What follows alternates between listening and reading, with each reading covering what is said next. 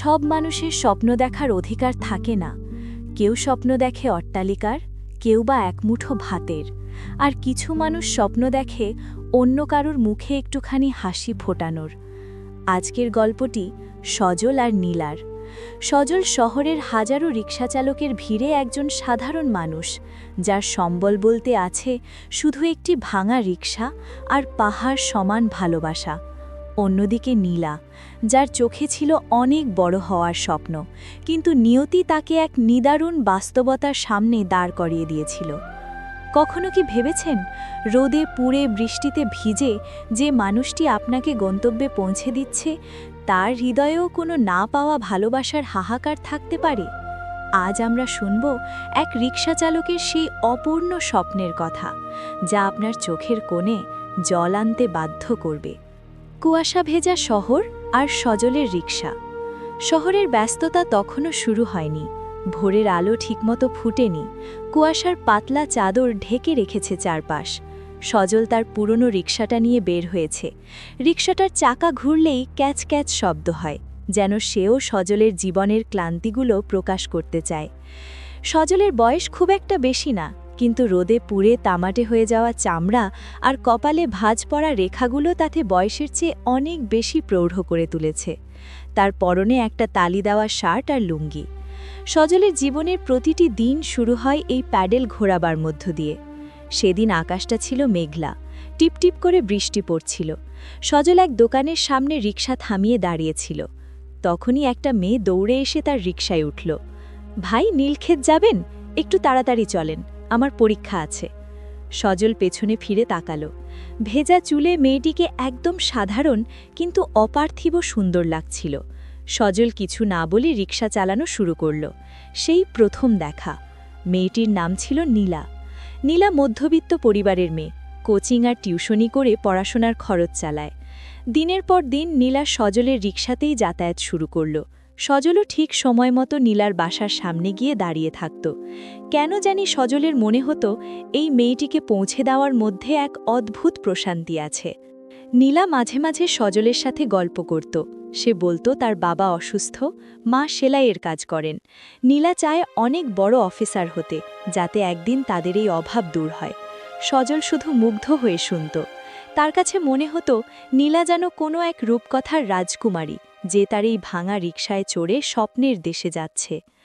একদিন রিকশা চালাতে চালাতে সজলের পা হঠাৎ খিঁচ ধরল। সে রাস্তার পাশে রিকশা থামিয়ে বসে পড়ল। নীলা চিন্তিত হয়ে নেমে এলো। সজল ভাই, কি হয়েছে আপনার? শরীর খারাপ? সজল দাঁতে দাঁত চেপে হাসি দিয়ে বলল, কিছু না আপা, রোদে একটু পা টান দিচ্ছে, ঠিক হয়ে যাবে। নীলা ব্যাগ থেকে পানির বোতল বের করে দিল। সজলের চোখে তখন জল।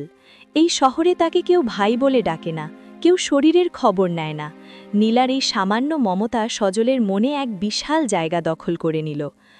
নীলার ফাইনাল পরীক্ষার ফর্ম ফিলআপের সময় ঘনিয়ে এলো, কিন্তু নীলার কাছে পর্যাপ্ত টাকা ছিল না।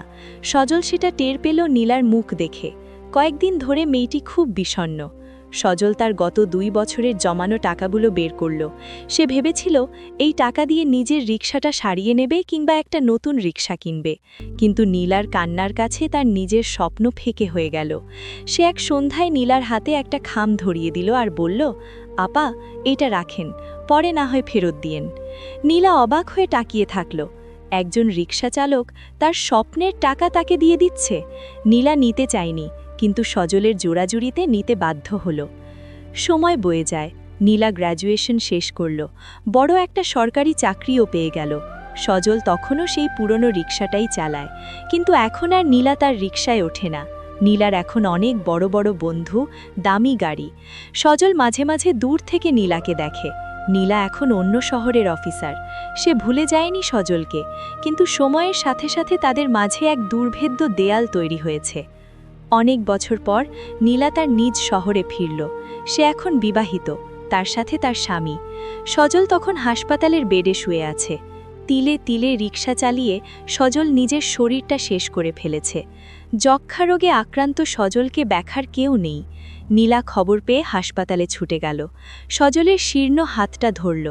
সজল ঝাপসা চোখে নীলাকে দেখল। তার মুখে তখনও সেই ম্লান হাসি। আপা, আপনি আইসেন? আপনারে বলছিলাম না, আপনি অনেক বড় অফিসার হবেন, হইছেন তো? নীলা হাউমাউ করে কেঁদে ফেলল। সে বলল, সজল ভাই, আপনি কেন নিজের শরীরের যত্ন নেন না? কেন আমাকে জানাননি? সজল ধীর গলায় বলল, আপনাগো মতো মানুষগো পাশে আমার মতো রিকশাওয়ালার থাকা শোভা পায় না আপা। আপনারে হাসি মুখে দেখলেই আমার শান্তি। সেদিন বিকেলেই সজল শেষ নিঃশ্বাস ত্যাগ করল। তার পকেটে পাওয়া গিয়েছিল একটা ছোট্ট চিরকুট, যাতে লেখা ছিল, নীলা আপার রিকশা ভাড়া বাকি নাই, সব শোধ হয়ে গেছে। বন্ধুরা, আমাদের চারপাশে সজলের মতো অনেক মানুষ আছে যারা নিজের স্বপ্ন বিসর্জন দিয়ে অন্যের মুখে হাসি ফোটায়। আমরা হয়তো তাদের অবহেলা করি, তুচ্ছ মনে করি, কিন্তু মনে রাখবেন, ভালোবাসার কোনো শ্রেণীবিভাগ নেই। একটি ভাঙা রিকশার পেছনেও থাকতে পারে মহৎ কোনো ত্যাগের গল্প। মানুষের পেশা যাই হোক, তার মনটা কতটা বড় সেটাই আসল পরিচয়। আসুন আমরা মানুষের প্রতি শ্রদ্ধাশীল হই। আজকের গল্পটি যদি আপনাদের হৃদয় ছুঁয়ে থাকে, তাহলে অবশ্যই ভিডিওটিতে একটি লাইক দেবেন এবং আপনার মূল্যবান মতামত কমেন্টে জানাবেন। এমন আরও অনেক আবেগঘন এবং বাস্তবধর্মী গল্প শুনতে আমাদের ইমোশনাল ভাইব চ্যানেলটি এখনই সাবস্ক্রাইব করুন, আর পাশে থাকা বেল আইকনটি চেপে দিন, যাতে পরবর্তী গল্পটি আপনি সবার আগে শুনতে পান। আমাদের সাথে যুক্ত থাকার জন্য এবং আমাদের পরিবারকে বড় করতে শেয়ার করুন এই ভিডিওটি। ভালো থাকবেন, সুস্থ থাকবেন। ধন্যবাদ।